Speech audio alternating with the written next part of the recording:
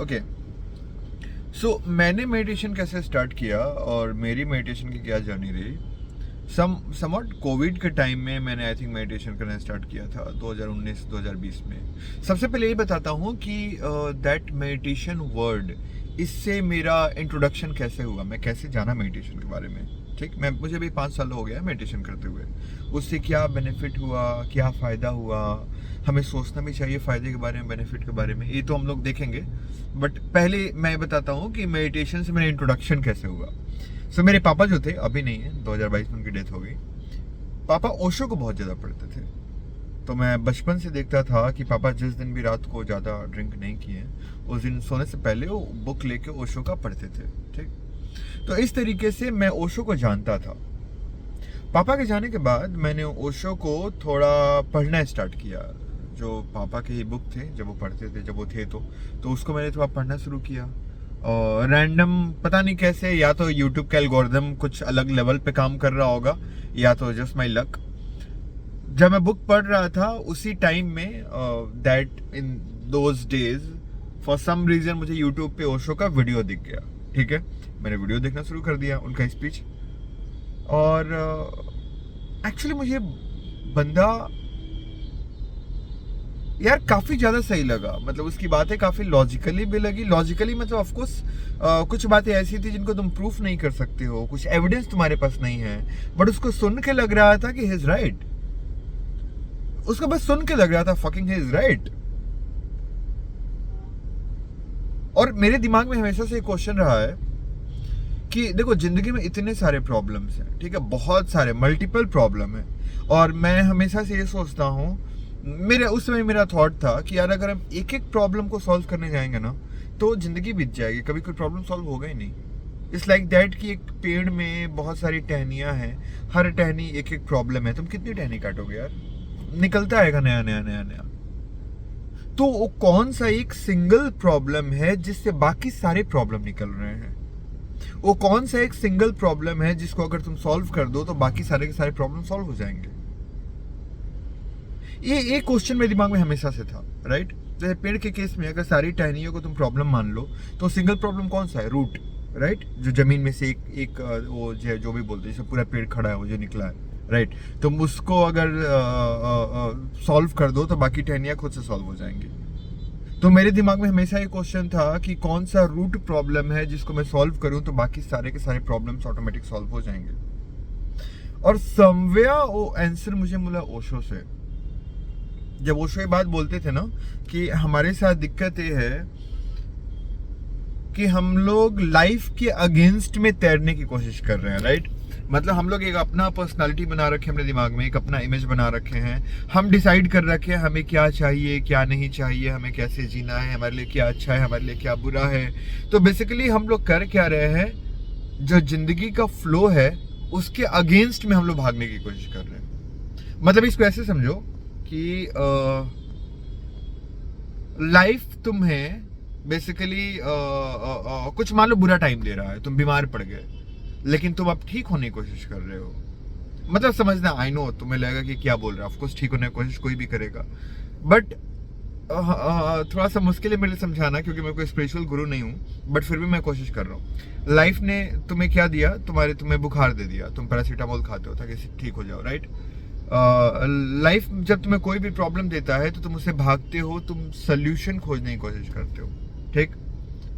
और जब लाइफ कोई भी प्लेजर तुम्हें देता है तो तुम उसको पकड़ने की कोशिश करते हो। ध्यान से सुनना। तो बेसिकली दोनों ही जगह हम लोग लाइफ के अगेंस्ट में जा रहे हैं। कैसे? जब लाइफ ने एक प्रॉब्लम दिया, हमको बुखार आया, तो चलो पैरासीटामोल खा लियो तो तब भी ठीक है, बट मेंटली तुम यार कब ठीक होगा, कब ठीक होगा, कब ठीक होगा, क्योंकि वो तुम्हें अच्छा नहीं लग रहा है तो तुम उससे भाग रहे हो। और अगर वही मान लो तुम्हें एक अच्छी लड़की मिल गई तो अब तुम उसे पकड़ने की कोशिश करोगे, या अच्छा लड़का मिल गया तो यार ये चला ना जाए, ये मुझे छोड़ ना दे, तो अब तुम उसको पकड़ के रखने की कोशिश कर रहे हो। तो ओशो यहीं पे बोलते हैं कि हमेशा हम लोग क्या करते हैं ना, हम लोग लाइफ के जिंदगी के अगेंस्ट में जाने की कोशिश करते हैं और वहीं से सारी की सारी प्रॉब्लम शुरू होती है।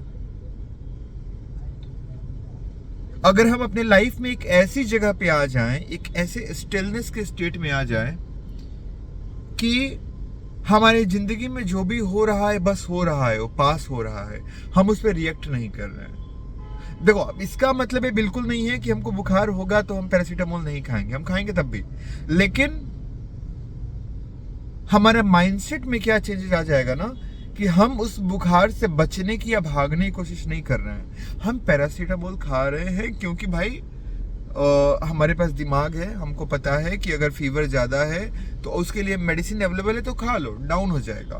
बट दैट डजंट मीन कि हम उस फीवर से डर रहे हैं, भाग रहे हैं। ओशो क्या बोलते हैं कि लाइफ के साथ फ्लो में होने का मतलब कि अगर जिंदगी में कुछ अच्छा हुआ तो तुम्हारी मेंटालिटी क्या होगी कि हाँ ठीक है, अच्छा हो रहा है तो let's be with this thing, जब तक अच्छा एंजॉय करते हैं, क्योंकि एक दिन तो ये भी बीतेगा और फिर बुरा भी आएगा, और फिर बुरा भी बीतेगा, फिर कुछ अच्छा भी आएगा। ध्यान से सुनना मैं जो बातें बोल रहा हूँ, ठीक। तो मैं ओशो की सारी बातें सुनता था और फिर मैं कोशिश करने लगा कि यार ठीक है, अब यही करना है, ठीक। अब कुछ बुरा होगा, जैसे कोई बुरा थॉट आएगा तो मुझे उस थॉट से भागना नहीं है, राइट। या कुछ अच्छा होगा तो उसको पकड़ने की कोशिश नहीं करना है। मैं ये सारी कोशिशें करने लगा, ठीक। कि जस्ट हंसोगे सुन के। हुआ क्या, अगले कुछ महीने तक मैं क्या कर रहा था कि कॉन्स्टेंटली मैं दिमाग में रख रहा था कि यार अगर कुछ भी अच्छा हुआ ना तो उसको होल्ड करने की कोशिश नहीं करनी है, पकड़ने की कोशिश नहीं करनी है। दिमाग में कुछ बुरा आया तो उससे डरना नहीं है, कुछ जिंदगी में खराब हुआ तो उससे भागने की कोशिश नहीं करनी है। बट पता है क्या, 5-6 महीना ये करने के बाद भी हुआ बिल्कुल उल्टा। मैं सोच रहा था कि अब दिमाग में बुरा थॉट आएगा तो उसे डरना नहीं है, उससे भागना नहीं है। बट बात मानो, जब मैं कोशिश करता था ना कि अरे अब थॉट आ रहा है बुरा, चलो अब इससे भागना नहीं है, वो कोशिश ही मुझे और डरा देती थी। मैं कैसे बताऊं इस चीज को। अब एक नया, जैसे ऐसे मान लो, पहले तो होता था कि दिमाग में एक बुरा थॉट आ रहा है तो डर लग रहा है कि ऐसा होगा। अब एक और नया डर आ गया कि यार ये बुरा थॉट आ रहा है, मैं तो इससे भाग भी नहीं रहा हूं, फिर भी ये क्यों बार बार आ रहा है, मतलब ये ट्रिक काम नहीं कर रहा है क्या, राइट। तो अब एक नया डर हो गया। तब जाके मतलब आई डोंट नो कैसे मैं इस चीज को बोलूं। बहुत सारे एक्सपेरिमेंट करने के बाद मेरे दिमाग के साथ 6-7 महीने तक मुझे फाइनली समझ में आया कि प्रॉब्लम इज दैट, वही ओशो और जो बाकी स्पिरिचुअल गुरु बोलते हैं कि हम एक्चुअली में कुछ कर ही नहीं सकते हैं, हम कुछ कर ही नहीं सकते हैं। जिंदगी की जो भी खूबसूरत चीजें होती हैं ना, वो खुद से होती है, उसमें हम या तुम या कोई भी कुछ नहीं कर सकता, वो सब खुद से होगा। और यहाँ पे आता है मेडिटेशन का रोल। जब हम मेडिटेट करते हैं ना अपने दिमाग, बेसिकली मेडिटेशन से होता क्या है, हमारे दिमाग का कचरा साफ होता है, और जब हमारे दिमाग का कचरा साफ होता है तो ऑटोमेटिकली हम खुद से ऐसे स्टेट में चले जाते हैं कि ना हम किसी चीज को रेपल करते हैं ना किसी चीज को पकड़ते हैं, बस हम जिंदगी के फ्लो में बहने लगते हैं। कहने का मतलब है, फिर से सुनो, बचपन से ना हमारे एजुकेशन सिस्टम, हमारे आसपास हमारे रिश्तेदार, भाई बहन, दोस्त यार, हमारे दिमाग में इतना गार्बेज डाला गया है, इतना गार्बेज डाला गया है कि जो हमारे अंदर वो शांति है, जो तुम बोल सकते हो जो ईश्वर का तत्व है, ईश्वर बोल लो, कॉन्शियसनेस बोल लो, अवेयरनेस बोल लो, उसका जो पार्ट है वो शायद गुम हो गया है। इतना हमने दिमाग में गार्बेज बटोर लिया है। अगर उस गार्बेज को हटा देना तो जो अवेयरनेस हमारे अंदर है वो खुद ग्लो कर जाएगा और हम फ्लो में आ जाएंगे। हमें ये सब करना नहीं पड़ेगा, वो खुद से होगा। मतलब ऐसे समझो कि अगर तुम ये सोचो कि तुम अपने घर में फर्श पे एक सुंदर सा चित्र बनाए हो और धीरे धीरे 5-6 साल में लोगों ने उसके ऊपर कचरा फेंक दिया, तो अब उस तुम चित्र को देखने के लिए क्या करोगे? फिर से बनाओगे कि वो कचरा हटाओगे? डेफिनेटली वो कचरा हटाओगे। वो आर्ट तो वहाँ पे है ही, वो तो हमेशा से वहाँ पे था। ठीक उसी तरीके से जो हमारा ट्रू नेचर है, साइलेंस, अवेयरनेस, देखो it's just a word, but मेरा एक्सपीरियंस ये है कि जो हमारा ट्रू नेचर है, व्हाट वी आर, हमें जिंदगी कैसे जीना है, हमें सीखने की जरूरत नहीं है, ऑलरेडी हमारे अंदर वो है। लेकिन हमने उसके ऊपर इतना कचरा बटोर लिया है, इतना ज़्यादा कचरा बटोर लिया है कि ऐसे में ऐसे करना है, वैसे करना है, ऐसे करना है, ऐसे करना है, और इतना करने के चक्कर में हम सब खराब कर देते हैं। तो मेडिटेशन पता है क्या करता है? मेडिटेशन तुम्हें ईश्वर का दर्शन नहीं कराता, वो जो साइलेंस है, शांति है, उससे तुम्हारा मिलन नहीं करवाता।